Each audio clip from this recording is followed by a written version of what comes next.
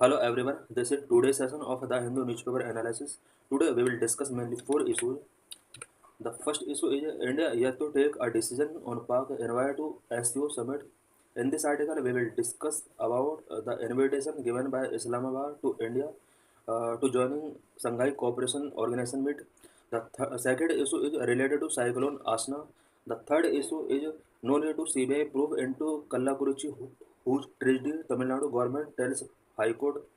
And fourth issue is related to Uniform Civil Code bill of Uttarakhand. So let's discuss all the issues. India yet to take a decision on Pak invite to SU meet. What is issue? The government confirmed on August 30, 2024 that it has received an invitation from Pakistan for the Shanghai Cooperation Organization SCO heads of government meeting in Islamabad on October 15-16। Government ने confirm कर दिया है कि 15-16 अक्टूबर को इस्लामाबाद के अंदर संघाई cooperation organisation के heads of government की जो मीटिंग होने वाली है इसके रिगार्डिंग इनविटेशन इन्हें रिसीव हो चुका है। अगस्त 30 को इन्होंने कंफर्म कर दिया है। However, the Ministry of External Affairs said it did not have a decision yet on whether India would participate on or not. Ministry of external affair ने अभी तक ये क्लियर कंफर्म नहीं किया है कि वो इस समिट में पार्ट लेगा या नहीं लेगा। What is Shanghai Cooperation Organization? SO is a regional international organization which was founded in 2021 by China, Russia, Kazakhstan, Kyrgyzstan, Tajikistan, and Uzbekistan. Its headquarters is in Beijing, China. Its primary aim was fostering cooperation among its member states in areas such as security, economy, and culture. Shanghai cooperation organisation एक regional international organisation है जो कि 2021 में China, Russia, Kazakhstan, Kyrgyzstan, Tajikistan and Uzbekistan के द्वारा found किया गया था। चाइना में बीजिंग के अंदर इसका हेडक्वार्टर है। जिस टाइम पर ये फाउंड किया गया था उस टाइम पर इसका जो एम था वो मेंबर स्टेट के अंदर सिक्योरिटी को लेकर, इकोनॉमी एंड कल्चर को बूस्ट करने के लिए इकोनॉमी कोऑपरेशन को फोस्टर करना इसका मेन एम था उस टाइम पर। The SCO has evolved over the years, expanding its membership and scope to address the evolving regional dynamics and global challenges. धीरे धीरे SCO years over year evolve होता चला गया और इसकी जो मेंबरशिप है वो एक्सपेंड होती चली गई। साथ में ग्लोबल चैलेंज और रीजनल डायनेमिक्स को एड्रेस करने के लिए इसने बहुत सारे इनिशिएटिव्स लिए हैं। Historical background of Shanghai Cooperation Organizations. Before the SCO was conceptualized in 2001, it was known by the name Shanghai Five, which means China, Kyrgyzstan, Russia, Kazakhstan, and Kazakhstan were the members. 2021 में SCO का conceptualize होने से पहले इसको संघाई 5 के name से जाना जाता था। संघाई 5 मीन्स 5 मेंबर कंट्रीज जिन्होंने इसको फाइंड किया था। 5 member countries China, Kyrgyzstan, Russia, Kazakhstan and Kazakhstan were the members. Shanghai Five was a result of the border demarcation and demilitarization which was carried out between China and other former Soviet republics to ensure that peace, stability, and security in mainland along their respective borders. Shanghai Five border demarcation और demilitarisation का एक result है। अब ये border demarcation and demilitarisation जो हुआ था वो चाइना और उसके जो बाउंड्री कंट्रीज हैं, स्पेशली जो हमने अब 5 कंट्रीज का बात किया है, इन कंट्रीज के बीच में border peace, stability and security को मेंटेन करने के लिए यहाँ पर संघाई 5 ऑर्गेनाइजेशन को फाउंड किया गया था। When Uzbekistan was also included in the Shanghai Five, the name of the organization was changed to the SCO Summit. SCO Shanghai Cooperation Organization 2021 में संघाई 5 को संघाई कोऑपरेशन ऑर्गेनाइजेशन का नेम दिया जाता है और इसी टाइम पर उज्बेकिस्तान इसका मेंबर बना था। India and Pakistan joined the Shanghai cooperation organisation only in 2017। 2017 में इंडिया और पाकिस्तान ने दोनों ने SCO को ज्वाइन किया। What are the objectives of SCO? There are various objectives. Number one, to strengthen mutual trust and good neighboring relations among the member states. SCO के जितने भी मेंबर स्टेट हैं सभी मेंबर स्टेट के बीच में mutual trust and good neighbourhood relations को strength करना इसका फर्स्ट ऑब्जेक्टिव है। Number to, promoting effective cooperation in political, security, economic, cultural and other field. Member countries के बीच में politically, security, economic, cultural and other field में effective cooperation को promote करना इसका सेकंड ऑब्जेक्टिव है। Number 3, jointly ensuring regional piece, security and stability. Regional piece, security and stability को ensure करने के लिए जॉइंटली कोऑपरेट करना इसका नेक्स्ट ऑब्जेक्टिव है। Number 4, establishing new democratic, just and rational international political and economic order. Democratic, just and rational international political and economic order establish करना इसका fourth objective है।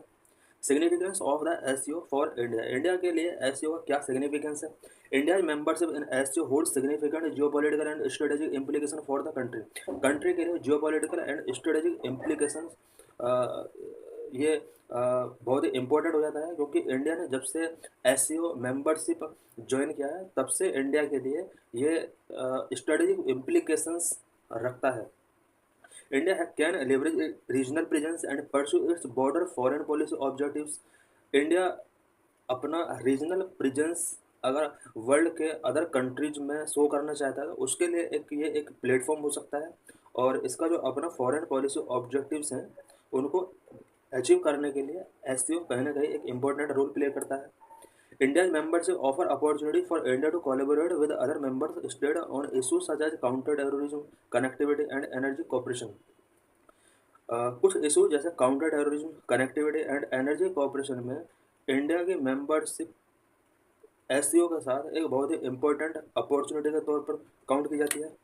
It aligns with India's broader foreign policy objective of fostering regional cooperation and strengthening its presence in Eurasia. It allows India to engage with its regional neighbors, including China and Pakistan, on a multilateral platform.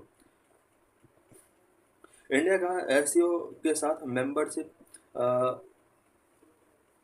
इसके regional neighbours के साथ ये specially China और पाकिस्तान के साथ mutual platform पर engage करने का इसको एक अपॉर्चुनिटी मिलता है। इट मीन्स एससीओ के जितने भी समिट होते हैं उनमें पाकिस्तान और चाइना भी इंक्लूड होता है। यहाँ पर इंडिया का इन कंट्रीज के साथ एंगेजमेंट कहीं ना कहीं होता है। It provides India with a platform to showcase its capabilities and pursue its strategic and economic interest in the region. इस रीजन के अंदर स्पेशली जो India, China, Russia, Sri Lanka, Pakistan, Afghanistan या अदर जो भी यहाँ पर ये कंट्रीज हैं, इन कंट्रीज में इंडिया को ये अपॉर्चुनिटी मिलती है कि वो अपनी कैपेबिलिटीज़ को शोकास कर सकता है और अपने जो भी स्ट्रेटेजिक एंड इकोनॉमिक इंटरेस्ट हैं इस रीजन में उनको परस्यू कर सकता है। What is India's contributions? Number 1, our country India actively take part in ASEO's counter-terrorism exercise and share expertise in combating terrorism and extremism. India का बहुत बड़ा कंट्रीब्यूशन एससीओ के लिए है, क्योंकि एससीओ का काउंटर टेररिज्म एक्सरसाइज जो होता है इंडिया उसमें अपना एक इम्पोर्टेंट रोल प्ले करता है। एज वेल एज इंडिया अपना जो भी कॉम्बैटिंग टेररिज्म एंड एक्सट्रीमिज्म के लिए जो भी इसके पास एक्सपर्टाइज है इंडिया के पास, वो अदर कंट्रीज के लिए शेयर करता है, जिससे कि काउंटर टेररिज्म एक्सरसाइज को बूस्ट किया जाता है। Number 2, India actively take part in various programmes and in cultural events organised by the SCO. It foster cultural exchanges and people to people ties with other member state. SCO के द्वारा जो various cultural events organise किए जाते हैं various programme में India actively part taking करता है और इसके अदर मेंबर कंट्रीज के साथ people to people cultural exchange किए जाते हैं। Number 3, India promotes economic and technological cooperation with other SCO members through initiatives like setting up special economic zone and sharing technological knowledge. India SCO के other member countries के साथ economic and technological cooperation को promote करता है। इसके लिए ये कुछ इनिशिएटिव जैसे special economic zone and technical sharing technical knowledge initiative के थ्रू अदर कंट्रीज के साथ इकोनॉमिक एंड टेक्नोलॉजिकल कोऑपरेशन को प्रमोट करता है। What are the challenges faced by the Shanghai cooperation organisation? Shanghai cooperation organisation के द्वारा कौन कौन से चैलेंजेस इन फ्यूचर में शो अप हो रहे हैं? SCO face many challenges that can impede its ability to achieve its objective and maintain it's relevance in the evolving regional and global landscape. SCO के साथ सामने करंटली बहुत सारे challenges हैं जो भी इसकी ऑब्जेक्टिव को अचीव करने की एबिलिटी को इम्पीड करते हैं। These challenges require concerted efforts and adaptability from the member state to overcome. इन चैलेंजेस को ओवरकम करने के लिए इसके मेंबर स्टेट को कंसर्टेड एफर्ट्स करने होंगे। वेरियस चैलेंजेस, अब क्या क्या मेन चैलेंजेस एसईओ के सामने है? Ensuring the effective implementation of its economic and developmental initiatives. Economic और डेवलपमेंटल इनिशिएटिव्स इसके जो है उनका इफेक्टिव इम्प्लीमेंटेशन को इंश्योर करना, ये नंबर वन चैलेंज है। Number two, navigating the geopolitical tensions and power dynamics in the region, number two challenge है। Number three, managing the conflicting interest and priorities of its diverse member state. Number four, addressing the security threat posed by terrorism, extremism and separatism in the region. Challenges for India. What are the various challenges in front of India? The dominance of China and Russia within the SCO can limit India's influence and ability to shape the organization's agenda. SEO में क्योंकि China and Russia का dominance है, जिसकी वजह से India के influence को ये डोमिनेंस कहीं ना कहीं लिमिट करता है। ऑर्गेनाइजेशन का जो एजेंडा है उसको सेव देने की जो इंडिया के पास एबिलिटी है उसको कहीं ना कहीं लिमिट करने का काम करता है। India concern about terrorism emanating from Pakistan might not be fully address due to Pakistan presence in SCO. India क्योंकि टेररिज्म को लेकर बहुत ज़्यादा कंसर्न है जो कि पाकिस्तान के द्वारा इमिनेटिंग किया जा रहा है, इसको फुल्ली एड्रेस इंडिया इसलिए नहीं कर पा रहा है क्योंकि पाकिस्तान एससीओ का मेंबर है। Despite SCO goals achieving substantial economic integration among member state remain a challenge. अभी भी एससीओ के जो गोल हैं उसको अचीव करने का जो वे है उसमें बहुत सारे चैलेंज अभी बाकी है। Next important issue is related to cyclone Asna. Why in use? Cyclone Asna, which formed over the coast of Kutch in Gujarat earlier during the day, has moved into the Arabian Sea towards Oman without leaving any major impact on the region, officials said on Friday, August 30, 2024 evening. अभी currently कुछ days पहले cyclone Asna coast off Kutch in Gujarat के आसपास form हुआ था। इसने अपना route divert करके अरेबियन सी की तरफ अपने आप को ओमान की तरफ इसने अपने आप को डाइवर्ट कर लिया। मैप में राइट साइड में हम देख सकते हैं यहाँ पर अरेबियन सी इस रीजन में ये साइक्लोन आसना हमने कुछ डेज पहले यहाँ पर हमने देखा है और ये ओमान की तरफ डाइवर्ट हो गया है।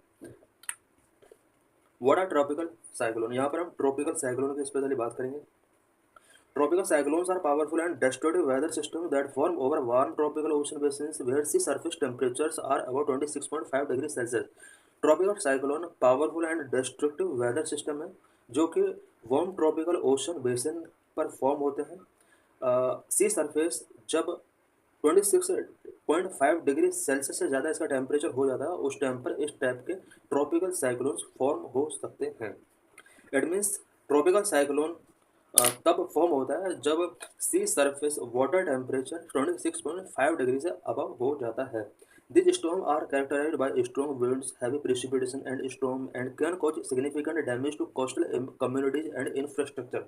इस टाइप के जो स्टॉर्म होते हैं ये strong wind, heavy precipitation and storm साथ लेकर आते हैं जिसकी वजह से सिग्निफिकेंट डैमेज कोस्टल कम्युनिटीज़ को और इंफ्रास्ट्रक्चर को हो जाता है। वे tropical cyclone mostly form, tropical cyclone mostly किस एरिया में फॉर्म होते हैं? क्लाइमेटोलॉजी के लिए tropical cyclone mainly in North Atlantic, East Pacific, West Pacific, South Pacific and Indian Ocean. Tropical cyclone mainly North Atlantic region में, East Pacific region में, West Pacific region में, South Pacific region में and Indian Ocean region के अंदर mostly formed होते हैं। 5 reason हैं जहाँ पर ट्रॉपिकल साइक्लोन मोस्टली फॉर्म होते हैं। Out of 85 tropical cyclone that develop annually over the warm tropical oceans, more than half of them intensify into tropical cyclone. Annually warm tropical ocean about 85 tropical storm यहाँ पर develop होते हैं annually, जिनमें से half about 45 के आसपास जो tropical storm है वो ट्रॉपिकल साइक्लोन में इंटेंसिफाई हो जाते हैं। इट मीन्स ट्रॉपिकल साइक्लोन पहले ट्रॉपिकल स्टॉर्म था, ट्रॉपिकल स्टॉर्म से ही ट्रॉपिकल साइक्लोन बना।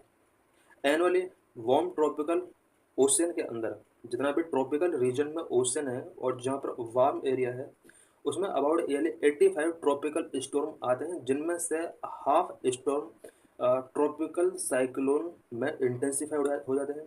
The western Pacific basin is the most active region for tropical cyclones and account for about a third of the world's tropical cyclone. World में जितना भी tropical cyclones आते हैं उसका 33% और वन थर्ड जो साइक्लोन हैं वो वेस्टर्न पैसिफिक बेसिन के अंदर जनरेट होते हैं, और ये एक मोस्ट एक्टिव रीजन है ट्रॉपिकल साइक्लोन के लिए। It means western Pacific basin से most of tropical cyclone generate होते हैं। The North Indian Basin accounts for only about 4% of the global total, although it is one of the most vulnerable regions in the world to affect such cyclones. बात अगर Indian north Indian ocean की जाए, तो यहाँ से जितना भी globally tropical cyclone formed होता है उसका ओनली 4% इंडियन ओशन रीजन से जनरेट होते हैं। बट बात अगर साइक्लोन के इफेक्ट की जाए, पूरे वर्ल्ड में मोस्ट साइक्लोन अफेक्टेड एरिया जो है वो इंडियन ओशन के अंदर ही है। How cyclone intensity measure, cyclone intensity किस तरह से मेजर की जाती है। The Saffir Simpson SS hurricane wind scale introduce in the early 1970 is the most widely used metric for warning the public about the dangers of tropical cyclone. Tropical cyclone के danger को measure करने के लिए Saffir Simpson hurricane wind scale का use किया जाता है, जिसको 1970s में इंट्रोड्यूस किया गया था। There are 5 category on the SS hurricane wind scale, category 1 to category 5, with category 5 wind speed exceeding 252 kilometre पर hour. SS hurricane wind scale के अंदर 5 कैटेगरी होती हैं, कैटेगरी 1 2 3 4 5। कैटेगरी 5 जो होता है वो जब विंड स्पीड 252 किलोमीटर पर आवर से एक्सीड हो जाती है, उस कैटेगरी को कैटेगरी 5 डिक्लेयर किया जाता है। The combined effect of wind, storm surge and rainfall in a category 5 impact could completely raise any structure. Combined form of wind, storm surge and rainfall in category 5, अगर category 5 में wind storm surge and rainfall combine हो जाता है तो completely any structure को raze करने की capacity रखता है। What is the relation between global warming and intensity of cyclone, global warming का साइक्लोन की इंटेंसिटी के साथ क्या रिलेशन है। The sharp rise in man made greenhouse gas emission has lead to global warming 1.10 degree Celsius since pre industrial times. The warming can be observed not only at the sea surface but also in depth of the ocean, which increase the heat content of the ocean and thus favor the intensification of the tropical cyclone. That is, frequency of intense tropical cyclone is increasing in large ocean basins. Man made greenhouse gas emissions बहुत ज़्यादा हो रहा है। बात अगर industrial pre industrial area pre industrial era से लेकर अब तक की जाए तो अब तक about global warming 1.10 degree Celsius तक इंक्रीज हो चुका है। और ये जो इंक्रीज हुआ है ये man made greenhouse gas emission की वजह से इंक्रीज हुआ है। इस एमिशन की वजह से ऐसा नहीं है कि ओनली सी सरफेस ही वार्म होता है, बल्कि ओशन का जो डेप्थ है वो भी इसकी वजह से वार्म होता है। इस वार्मिंग की वजह से ओशन के अंदर हीट कंटेंट इंक्रीज होता है। अब हीट कंटेंट इंक्रीज होने से ट्रॉपिकल साइक्लोन इंटेंसिफिकेशन होता है, और जब ट्रॉपिकल साइक्लोन इंटेंसिफिकेशन होगा तो इसकी वजह से बहुत ज़्यादा साइक्लोनिक इंसिडेंट आएंगे yearly. For every degree of warming, an increase in wind speed of 12% is observed in the strongest cyclone, which corresponding to 40% increase in the destructive potential. अगर environment या green house gas emission 1% increase होता है, अगर temperature 1% increase होता है, इसकी वजह से स्ट्रोंगेस्ट साइक्लोन 12% उनकी स्पीड इंक्रीज होती है। बात अगर इस साइक्लोन के डिस्ट्रक्टिव पोटेंशियल की जाए तो डिस्ट्रक्टिव पोटेंशियल इसकी 40% तक इंक्रीज हो जाती है। इट मीन्स अगर 1% टेम्परेचर इंक्रीज हुआ है तो इसकी वजह से विंड स्पीड, साइक्लोन की विंड स्पीड 12% इंक्रीज होगी, और उससे होने वाला जो लॉस है वो 40% तक इंक्रीज हो सकता है। As warm waters extend further poleward, cyclones are shifting polewards with more storm forming at higher latitude.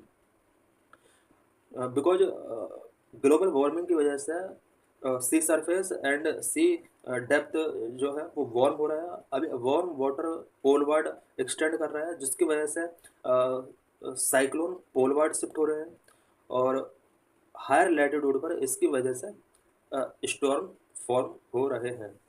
As the ocean warms, cyclones also strengthen faster and spend more lifetime over the oceans. As oceans warm हो रहे हैं, cyclone strengthen हो रहे हैं, जिसकी वजह से ocean पर उनका जो लाइफ टाइम है वो भी इंक्रीज हो रहा है। In 2023 tropical cyclone Freddy spend 37 days over the oceans, making it the longest lived cyclone over recorded. 2023 last year tropical cyclone Freddy जिसने over the ocean 37 days spend किए थे, अब तक का ये लॉन्गेस्ट लिव्ड साइक्लोन रिकॉर्ड किया गया है। Intensity of cyclone in last decades, last कुछ डिकेड्स में कितना इंटेंसिटी का साइक्लोन देखा गया है। Observations indicate that 197 tropical cyclones categorised in category 5 in 42 years period from 1980 to 2021 have occurred in last 17 years of time period. Last 42 years it mean 1980 से लेकर 2021 तक कैटेगरी 5 के ओवरऑल 197 ट्रॉपिकल साइक्लोन्स इंडिकेट किए गए हैं, जिनमें से हाफ अबाउट 100 के आसपास लास्ट 17 ईयर्स में अकर्ड किए गए हैं।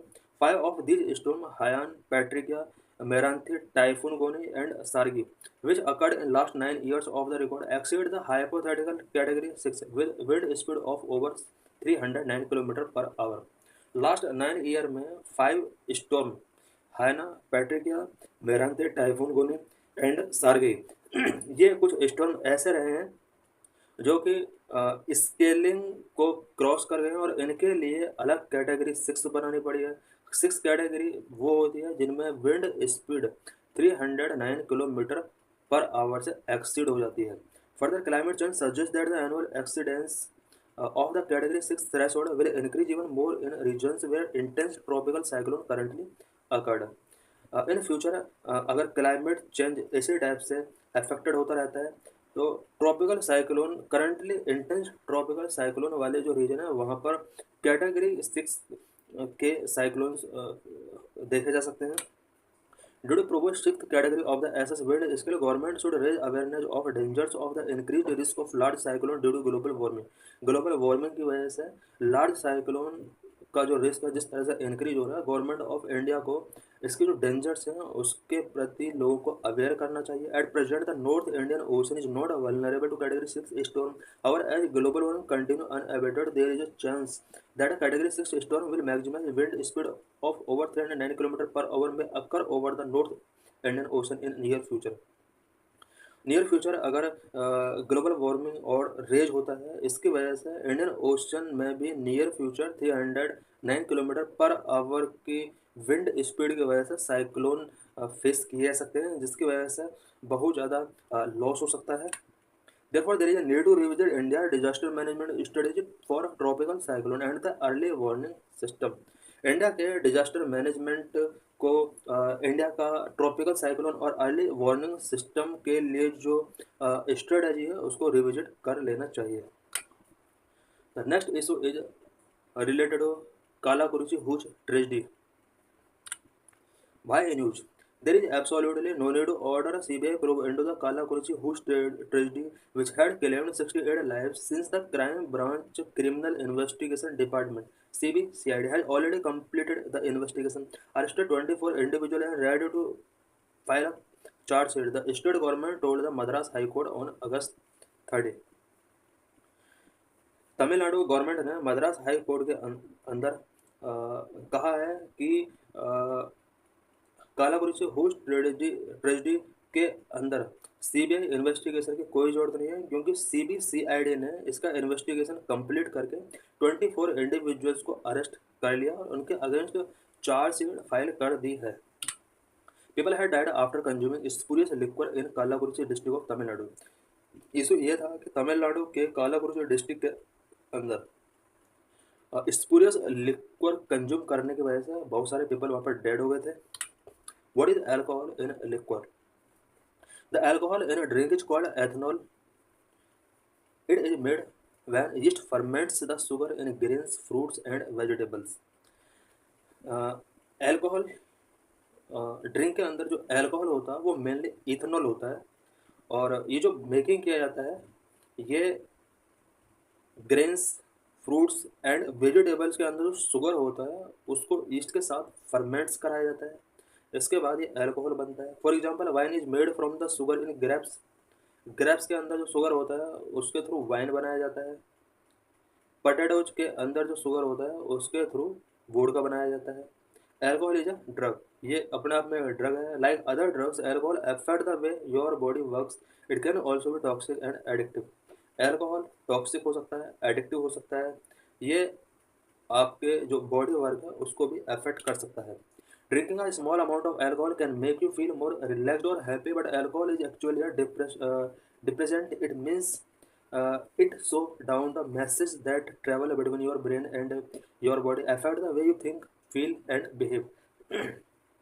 कोई भी पर्सन अगर अल्कोहल कंज्यूम करता है तो इसकी वजह से उसको शॉर्ट टाइम के लिए रिलैक्स और हैप्पी फील हो सकता है, बट ये डिप्रेजेंट है। कोई भी पर्सन अगर इसको कंज्यूम करता है तो इसकी वजह से जो हमारा बॉडी और ब्रेन का जो बीच में मैसेज कनेक्शन है वो स्लो डाउन हो सकता है। थिंक, फील और बिहेव करने को भी अफेक्ट कर सकता है। World health organisation has found no level of consumption is safe for our health. W ने भी कहा है कि लिक्वर कंजप्शन का कोई भी लेवल ह्यूमन हेल्थ के लिए सेफ नहीं है। Long term use leads to dependence, heightens the risk of some cancers and heart disease and may eventually cause death. Long term से अगर कोई भी पर्सन लिक्वर कंज्यूम कर रहा है तो उसकी वजह से cancer, heart disease and many eventually cause disease, death तक यहाँ पर हो सकता है। What is methanol?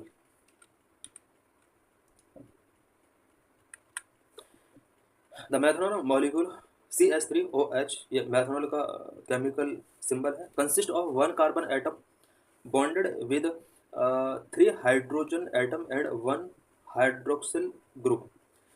Methanol consist जो होता है one carbon atom, 3 hydrogen atom और हाइड्रोक्सिल के साथ कंबाइन होकर बॉन्ड होकर मैथनॉल बनता है। The most common way to produce methanol is to combine carbon monoxide and hydrogen in presence of copper and zinc oxide as catalyst at 50 to 100 atm of pressure and 250 degrees Celsius. In the pre-industrial era, going back to ancient Egypt, people made methanol together with several other byproduct by heating wood to a very high temperature. Ancient period में, specially ancient Egypt के अंदर would को high temperature पर heat करके ethanol यहाँ पर methanol यहाँ पर फॉर्म किया जाता था। How does spurious liquor dangerous? Spurious liquor किस तरह से डेंजरस हो सकते हैं? अभी हमने कुछ डेंजर्स की यहाँ पर बात की थी।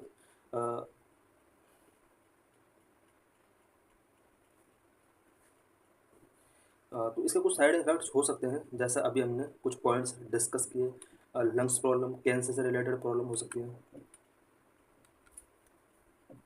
How can methanol poisoning be treated? Methanol poisoning अगर हो जाता है किसी पर्सन को तो किस तरह से उसको ट्रीट किया जा सकता है?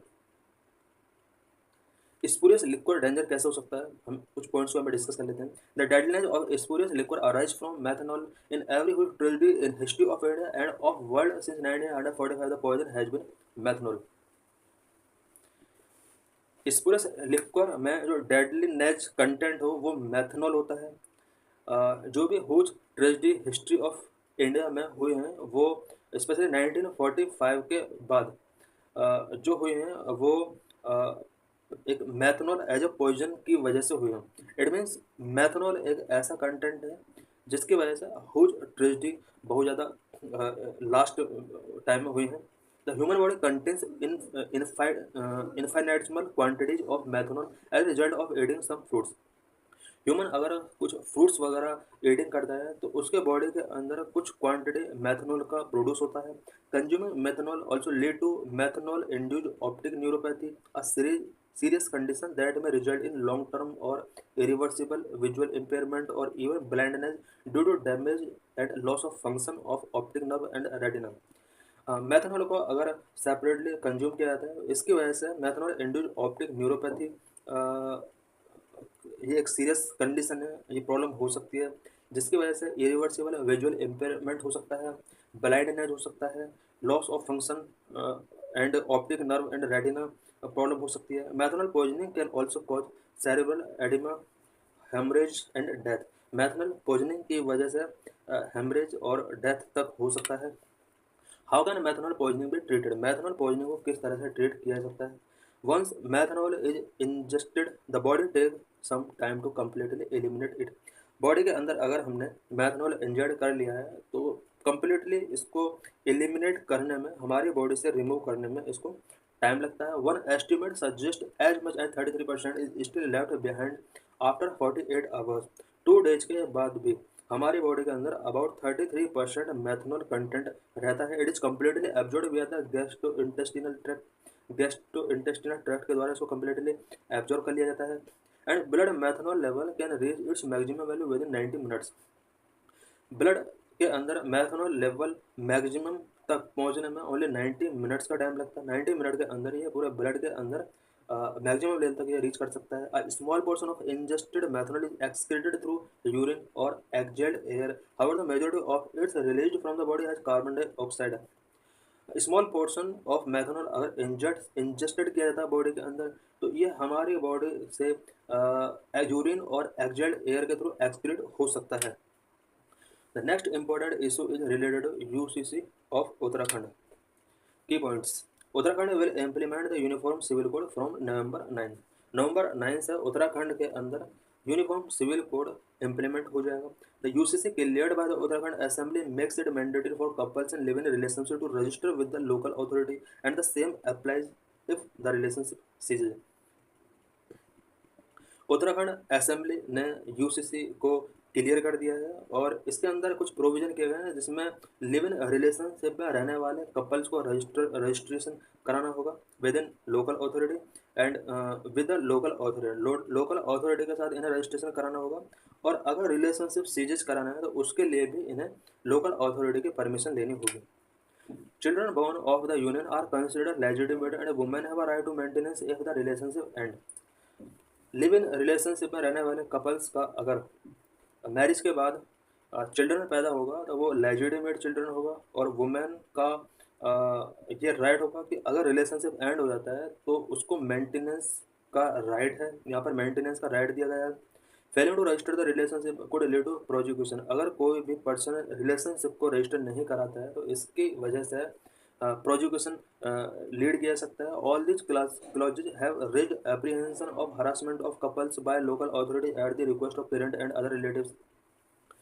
इससे कुछ एप्रीहेंशंस रेज हो रहे हैं क्योंकि पेरेंट्स और लोकल रिलेटिव्स के रिक्वेस्ट पर लोकल अथॉरिटीज कपल्स का हरासमेंट कर सकते हैं। Why Uttarakhand ready to implement the uniform civil code? Uttarakhand को यूनिफॉर्म सिविल कोड को इम्प्लीमेंट करने की जरूरत क्यों पड़ी? इन दिल्ली और big city even in small towns there have been too many cases where women are taken for a ride used and thrown away for the production of women under such circumstances registration is required. Delhi big city और even small town के अंदर बहुत सारे case देखे गए हैं जिनमें women को राइड पर ले जाया जाता है, यूज किया जाता है, थ्रो किया जाता है और उनके प्रोडक्शन के लिए रजिस्ट्रेशन अब रिक्वायर कर दिया गया है। Women are the weakest section of society and customary law is discriminated against women. Society का वीकेस्ट सेक्शन के रूप में वुमेन को यहाँ पर स्पेशली जो इनके साथ वायलेशन किया जाता है, एक्सप्लॉइटेशन किए जाते हैं, वीकेस्ट सेक्शन के तौर पर इन्हें देखा गया है। और इनके लिए जो लॉ बने हुए हैं, कस्टमरी लॉ जो बने हुए हैं वो कहीं ना कहीं डिस्क्रिमिनेटरी है और वुमेन के अगेंस्ट है। The UCC in that regard is a tool of empowerment specially in context of property right for women they gain from having a UCC. UCC इसके रिगार्डिंग इनको एम्पावरमेंट करने के लिए टूल है। स्पेशली प्रॉपर्टी राइट इनको अब दिया जाएगा। In a state like Uttarakhand with its rural population this is essential. Uttarakhand जैसे स्टेट के लिए जहाँ पर रूरल पॉपुलेशन बहुत ज़्यादा है उसके लिए यूसीसी बहुत ही एसेंशियल है। Other rights are also guaranteed for women. For example even today if a women wants a divorce it is not easy. Other right भी वुमेन को यहाँ पर दिए गए हैं। इवन अगर डाइवोर्स कोई भी हस्बैंड वाइफ से लेता है तो ये रूट भी इजी नहीं है। So thanks for watching.